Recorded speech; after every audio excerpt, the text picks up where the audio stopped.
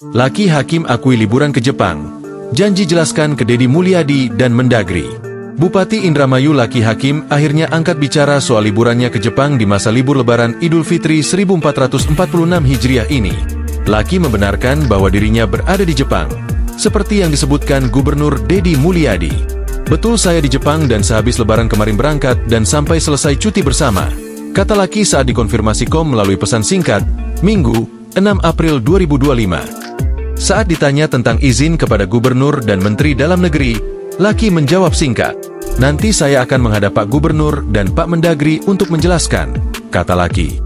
Laki mengatakan, pada hari Lebaran Idul Fitri, ia menggelar open house di pendopo kantor Bupati Indramayu yang kemudian dilanjutkan dengan patroli jalanan.